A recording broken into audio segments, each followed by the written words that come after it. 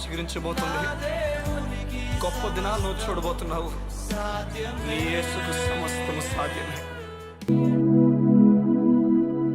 Good morning దేవుని ప్రియ కుమారుడు, good morning దేవుని ప్రియ కుమార్తె, special good morning to you.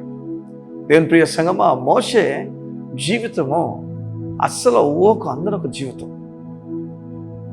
తన అంతం దేవునితో ఎంత బలంగా అయిందో చూడండి. కానీ తన ప్రారంభాలు ఎంత ఇంకా వీడు ఉండడేమో అనుకున్నట్లుగానే ఉన్నాయి. ఈ వ్యక్తి ఇంకా చనిపోతాడేమో, ఈ బాలుడు, ఈ బిడ్డ, ఈ 3 నెలల బాబు పుట్టినోడు ఇంకా చనిపోతాడేమో అన్నట్లుగానే ఉంది. మీకు చెప్పిన మోషేని వాళ్ళ అమ్మాలు కోరలే. ఏం మాట్లాడుతున్నారు మీరు అసలు అంటారేమో, నిజంగా కోరలే. ఎందుకంటే ఆ సమయంలో మగబిడ్డల కన్నా ఆడబిడ్డలనే కోరుతున్నారు అందరూ.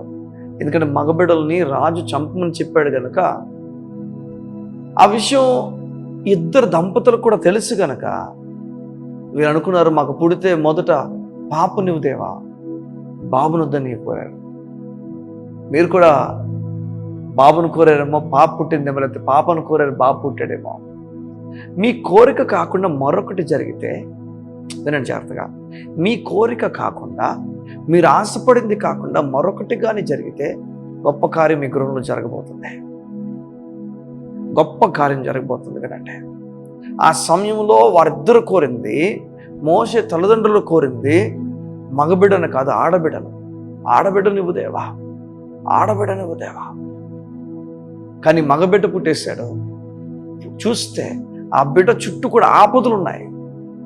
3 నెలలకి చనిపోవాల్సింది, 3 నెలలకి చావు దగ్గరికి వచ్చేసింది. అక్కడి నుంచి ఇక తిరుగులేదు.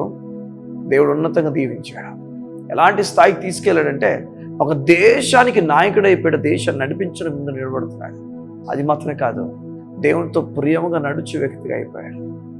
నీ బిడ్డలు అయిపోదురుగాక, సమస్యలు పోద్దు, కృంగిపోద్దు. ఇంతమంది ఆడపిల్లలు నేను ఎలాహా లేదని దేవుడు చూసుకుంటాడు.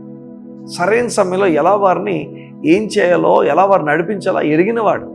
మీ బిడ్డలకు దేవుని పైన జ్ఞానం నేర్పించండి. దేవుని గురించిన విషయాలతో వారు నింపండి. కూర్చొని మాట్లాడండి వాళ్ళతో. సమయం దొరికినంతసేపు కూడా వారితో దేవుని గురించి మాట్లాడండి. నాకు 2 పిల్లలు. మొదటిది బాబు, వారు ఇప్పుడు 5 సంవత్సరాలు దాటున్నాడు. రెండోది పాప. వీరికి ఎప్పుడు కూడా నేను ఏదో సందర్భంలో నేను నా భార్య వీరికి యేసు ప్రభు గురించి, ఏసై గురించి చెప్తూనే ఉంటాం. ఏసై గురించి చెప్తున్నాడు. నా పాప, మేము బండి మీద వెళ్తున్నప్పుడు ఆమె ఎవరున్నారు పక్కన, అది ట్రాఫిక్ అయినా, అది సిగ్నల్ పాయింట్ అయినా, ఆమె ఎవరిని చూడదు. 2 years ఇప్పుడు ఆమెకు. ఆమె చేసే పని ఏదంటే హల్లెలూయా హల్లెలూయా అని పాడుతూనే ఉంటుంది. అలా పాట పాడుతూనే ఉంటుంది.